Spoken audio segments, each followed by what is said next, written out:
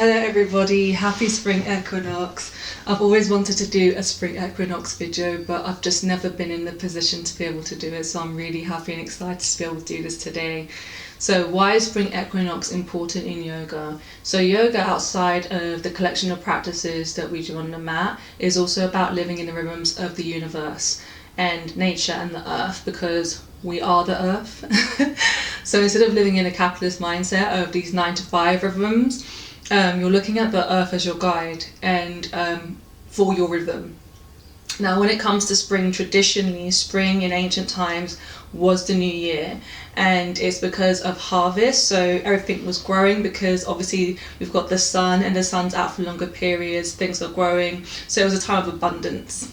So it's really important that we recognize this time of year as New Year, in terms of living in harmony and in accordance with the earth and yogic philosophy.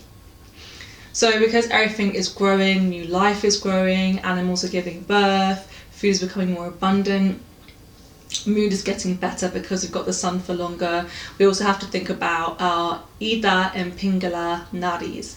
So Ida is passive energy, slow energy, still energy, and Pingala is active, energetic energy. And Ida energy is represented by the moon, and Pingala energy is represented by the sun.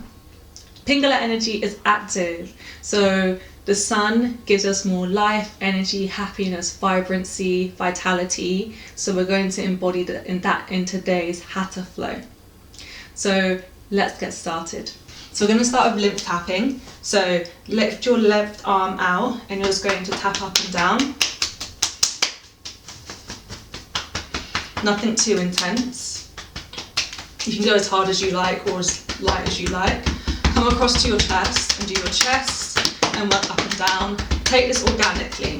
If you want to move on or stay longer on any parts of your body. Now let's go to the right arm.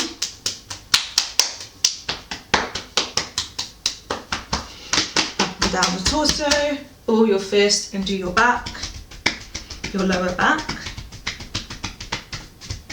Then come over, so take your right hand, go over your left shoulder, and then under the armpits, try and get the upper back. It's a bit tricky. And the other side.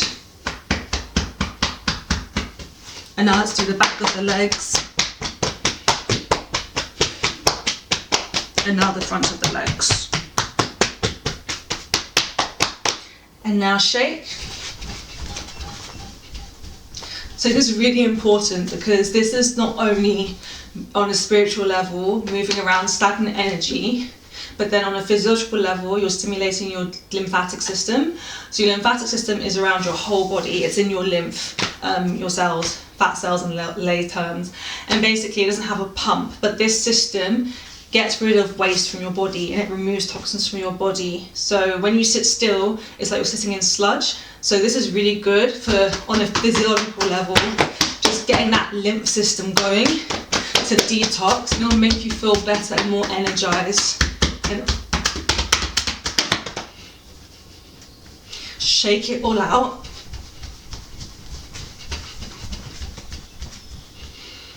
Okay, now we're going to come to pranayama. Okay, you can take a slight bend in your knees if you want to, no worries, you can stay standing. We're going to raise our arms in the air, and we're going to inhale as we raise our arms. When we raise our arms, we're expanding our chest, and that's going to help suck more air in, okay, to make our breaths deeper. So inhale, and then exhale through your mouth, and throw it down. This is really good when you're stressed, so we're really going to just channel all the energy and everything and just clear our energy channels, our nadis, into this. We're going to do it about 10 times. So organically, on your own time, off you go.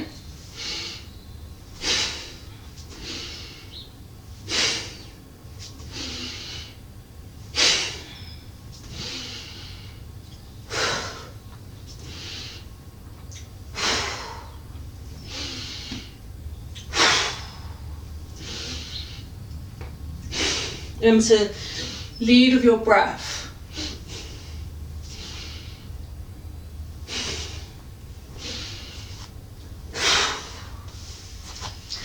And then once you're finished, lie on your back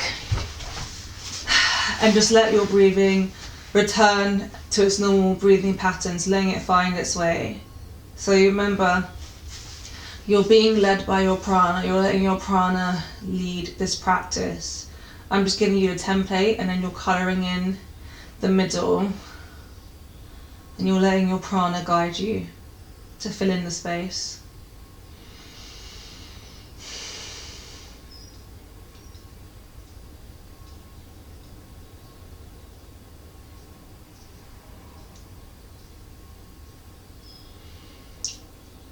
So we know why we're doing what we're doing. We're connecting to our breathing because that is our prana, our life force and our energy, and that takes form of breathing when we're in this body. And then we're going to do something called Nasakagara Drishti, which is a form of meditation by gazing at our nose tip. So Nasakagara Drishti means nose tip gazing. And then we're going to move on to asana. And these all come under the bracket, all of these practices come under Hatha Yoga. And the goal of Hatha Yoga is to achieve oneness of mind.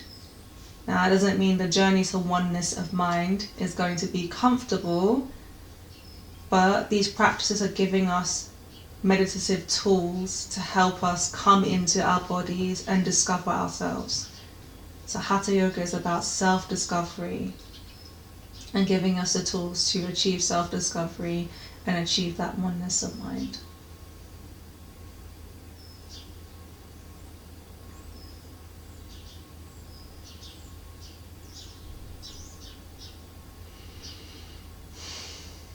Okay, we're going to make our way to a seated position, and then we're going to do Nasakagara Drishti now, which is nose tip gazing. This is another form of meditation. It is simple. We're going to sit in a cross-legged position. You can rest your palms on your knees, and then you're going to just gaze at your nose tip. If this is too difficult, you can place your finger out in front of your index finger, and you can bring it as close to your nose tip as feels comfortable. There shouldn't be any strain, and there shouldn't be any stress. The goal isn't to gaze at your nose tip, but to find your gaze, and it's about your internal gaze, not just your external gaze. Okay, it's about developing introspection. The benefits are from Nasakagara Drishti is calming disturbed states of mind and developing concentration. So remember, a soft, calm gaze that gives you a fixed point, and we're going to hold this for a couple of minutes. I'll cue you out when we're done.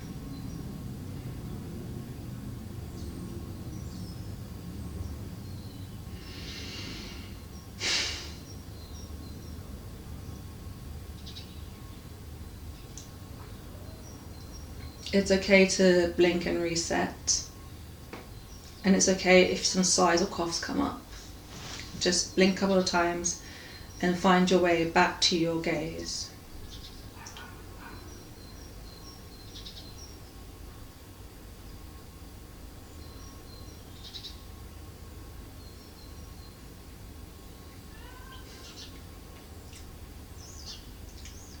You might also find you can't actually gaze at your nose tip and your gaze might go to the side or completely different direction. That's okay. Just let that be your gaze. It doesn't matter if you can't get to your nose tip. The whole point is to find your gaze. Okay.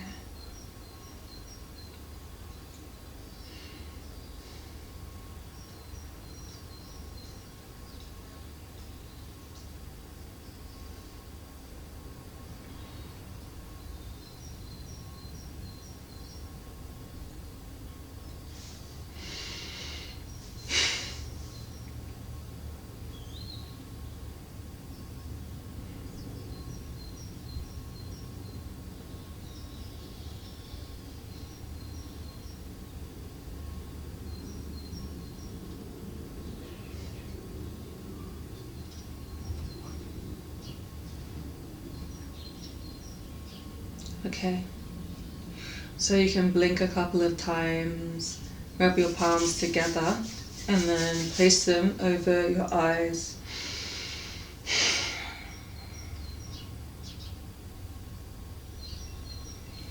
Okay, brilliant. And we're going to move into our asana portion now, which really embodies being planted and grounded and then growing as spring comes, as the sun comes. So we're going to start in Advasana, reverse corpse pose. So lying flat on your stomach and then extending your arms out in front of you and then resting your mat on your forehead on the mat.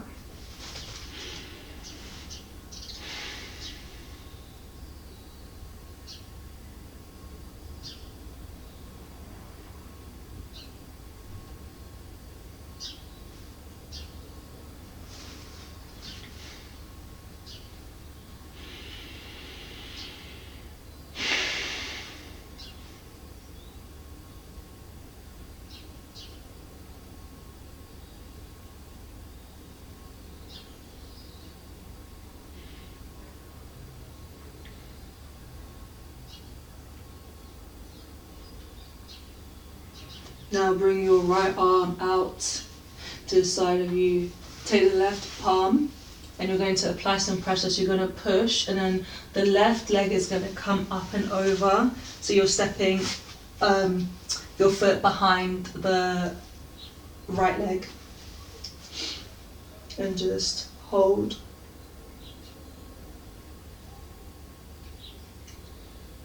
Check in with your breathing.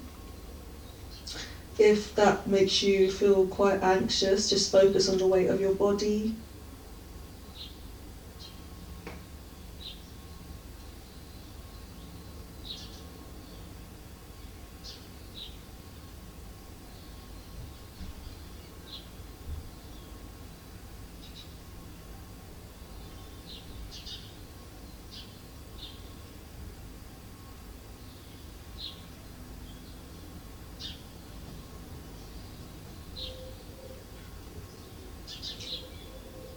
Okay, now come to the other side.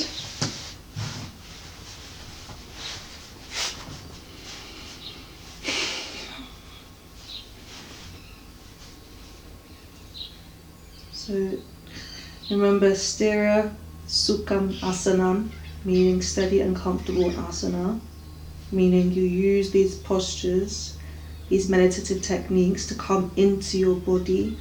So if you can't do this, meet yourself where you're at. Maybe you don't take the twist because it's a bit hard on your back. Listen to your body and tune into your body.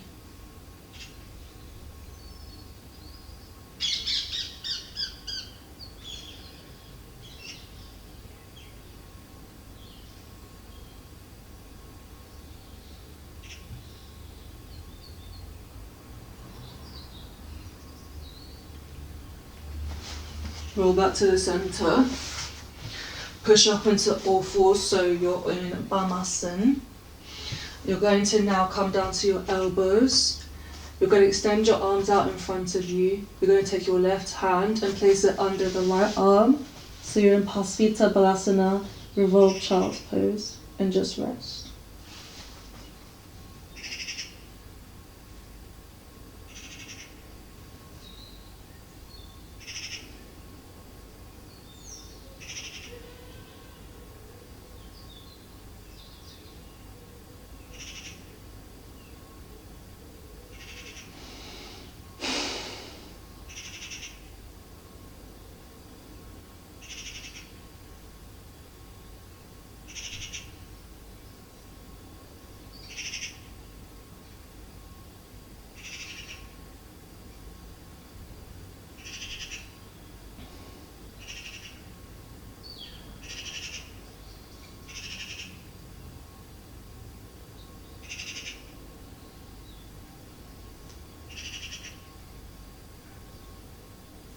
And now the other side.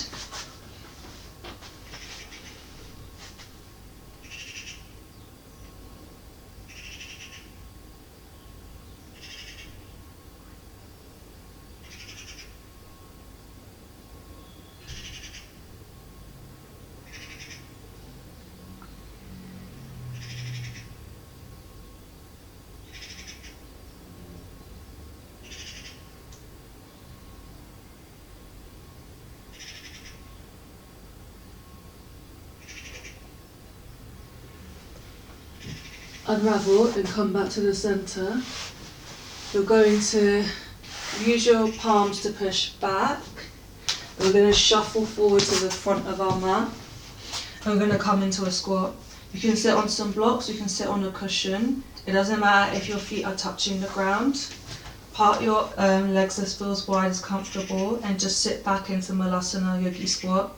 You can rest your elbows on your knees or you can put them on the inside of your thighs. It doesn't matter. And we're just going to hold.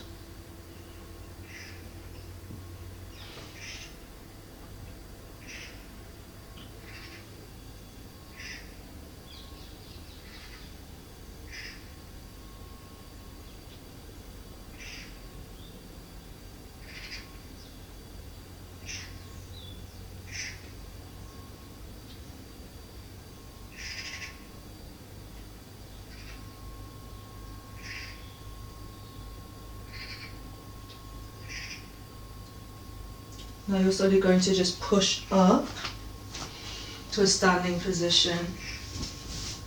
Okay, so inhale and then exhale. Sit down as far as feels comfortable. I have a knee injury so I can't go very low. But you're going to raise your hands in the air so you're in chair pose. And you're going to just take the right foot, step it back. So in a wide lunge in Warrior 2, Virabhadrasana 2.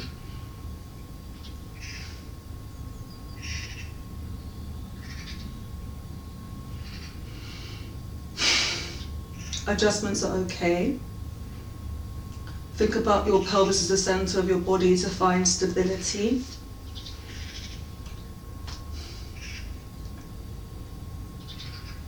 And you're going to fan the hands down. So left arm comes down, let the right arm follow. And then you're going to come into a low lunge in Uttan Prishtasana, lizard pose. It might be that you might need to be on your fingertips if it's too much. You're opening the left knee out to get an additional stretch. Stiram Sukham Asanam.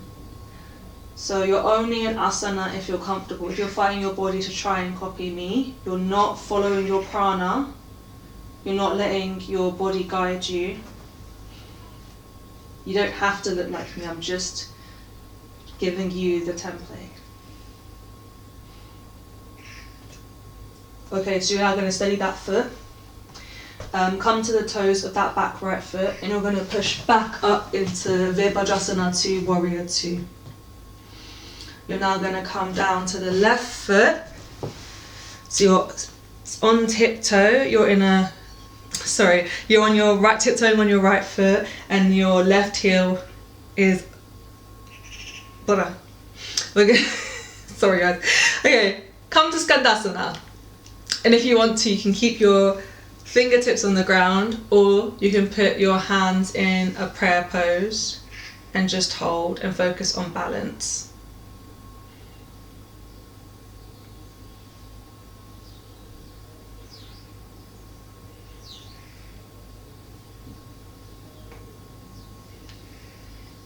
Crawl over to the other side, so now you're balancing on the other foot. One side might be more tricky, so this side's more trickier for me.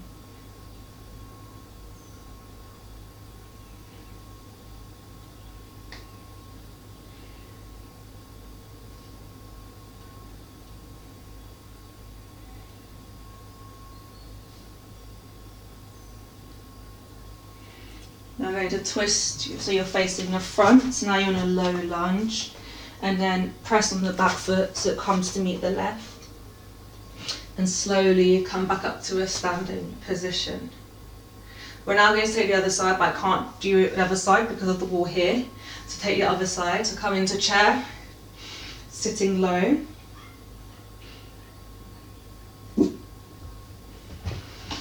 And then extend out into Warrior 2. So you're going to take your other side.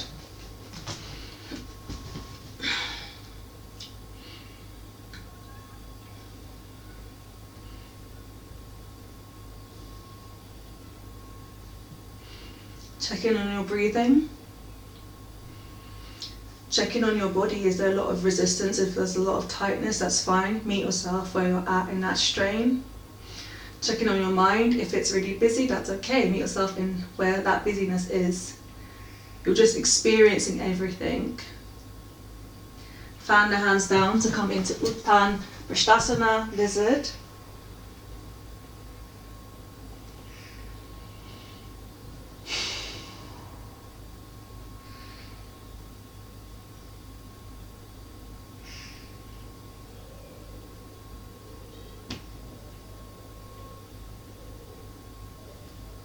Stable the left foot. Push back up to Virabhadrasana 2. Come down to Skandasana on the left foot, taking the balance if you want to. Sorry, the right foot. Sorry, left foot. Oh my goodness, sorry guys.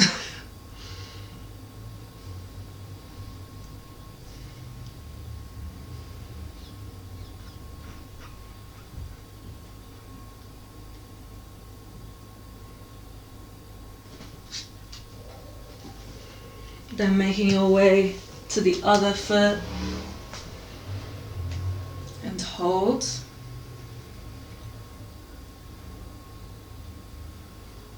Wobbles are okay. It's just our brain's trying to recalibrate and make sense of the space, and our body's in the space and find balance. So if you fall, it is okay. I'm gonna hold on this.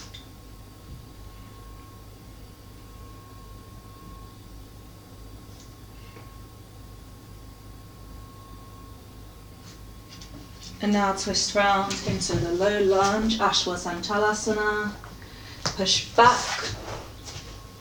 So both feet meet each other and then slowly make our way up. Sorry about confusing my left or right, guys, it's quite difficult for me. We're going to come into some sun salutations now.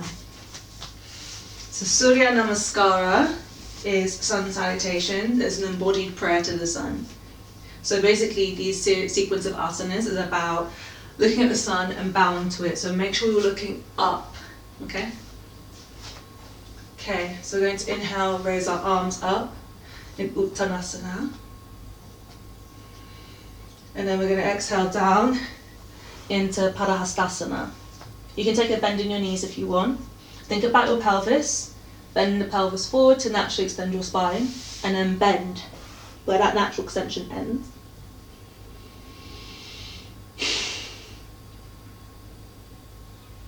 Step the right foot back into a low lunge, now in Ashwasanchalasana, and hold.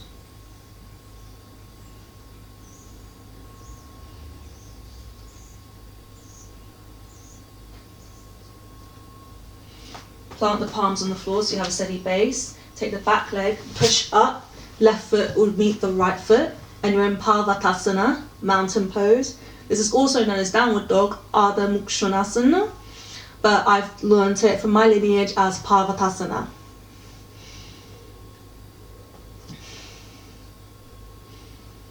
Okay, come to your knees, and then let your chest touch the floor, bend your elbows. So there should be a gap, your stomach should be lifted from the floor. This is Ashtanga Namaskara, 8-limb pose.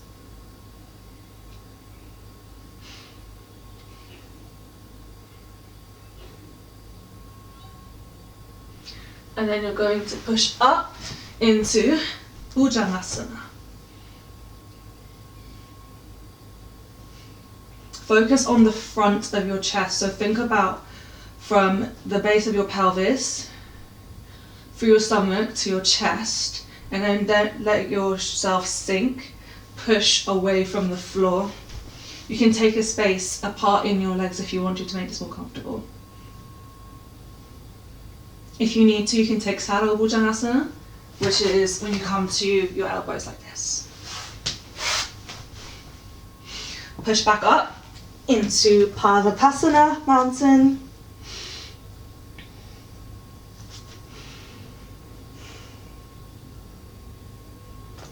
Bring that left foot back to Ashwasanchalasana. So in a low lunge.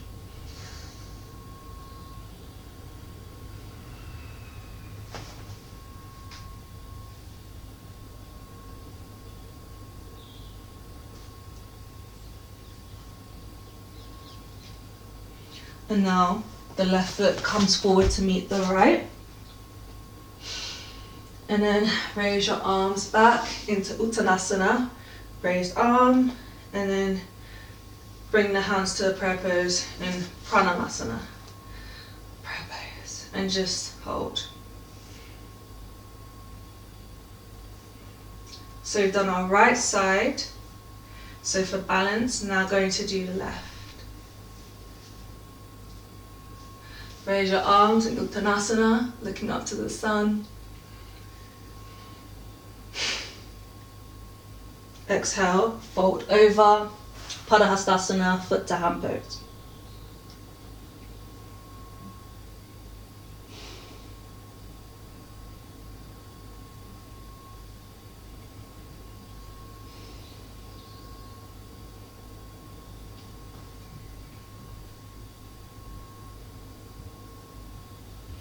Now the left leg steps back into a low lunge, into Ashwasanchalasana, equestrian pose. Think about your pelvis as the center of your body for stability. You can adjust if you need to.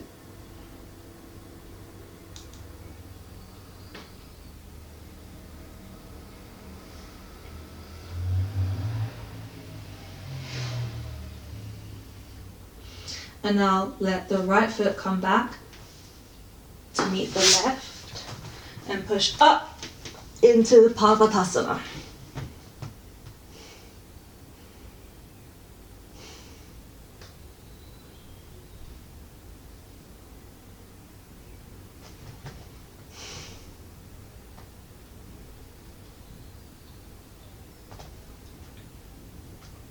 Come to your knees. Let your chest come to the floor, bending your arms. Tuck your arms into the side of your body in Ashtanga Namaskar.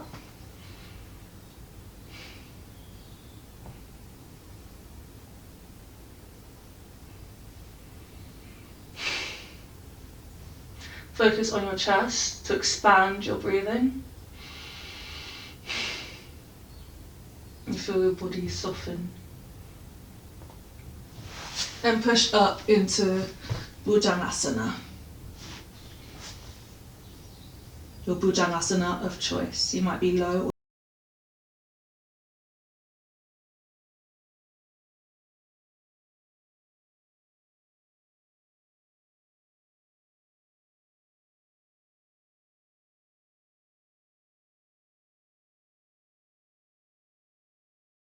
Push up into Parvatasana, mountain.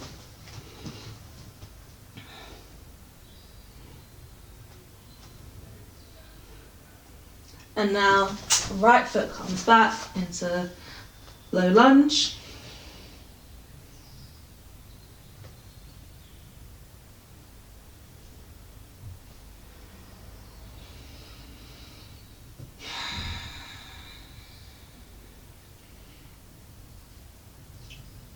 And now let the left foot come forward to meet the right. In Padahastasana. And then raise the arms up in Uttanasana and bring it back to Pranamasana, prayer pose. We're now going to come to Vajrasana, which is a wide-legged kneel. So kneeling down and parting your legs as feels comfortable as possible. And we're just going to hold here.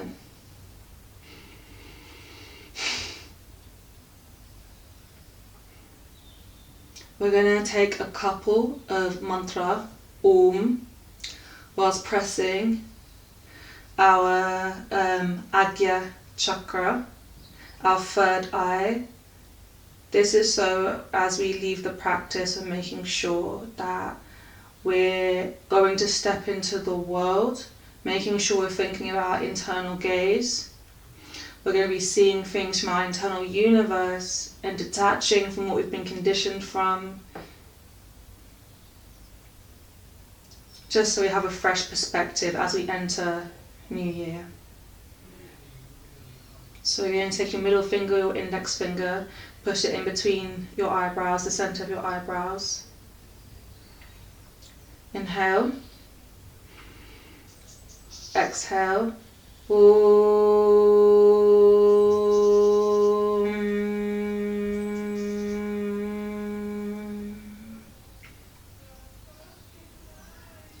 going to do 2 more times.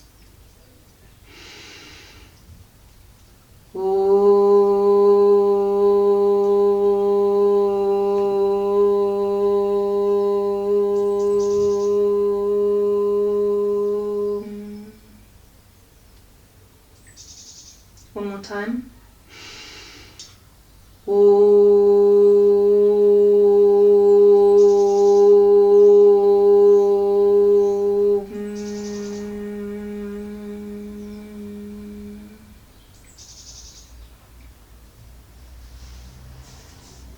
And hold. So is the first sound of the universe, and it helps us yoke and connect to all of our bodies. So our physical body, our mental body, and a collective body, which is the universe.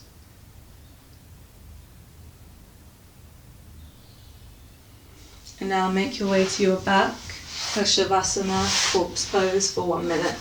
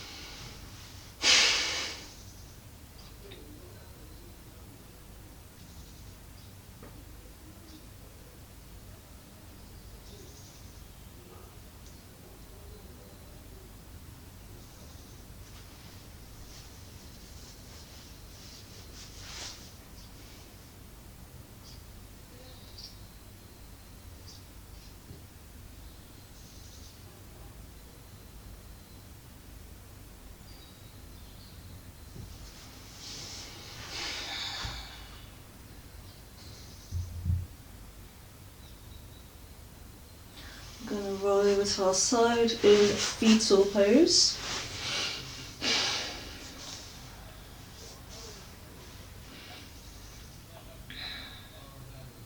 So we can transition back into our lives after our sadhana. And use your hand to push up to a seated position. Join your hands together in a prayer pose. Make sure your palm touches your sternum so you make yourself aware of your heartbeat. This is your prana, this is your guide, this is your life force. It is sacred. Make sure you honour it.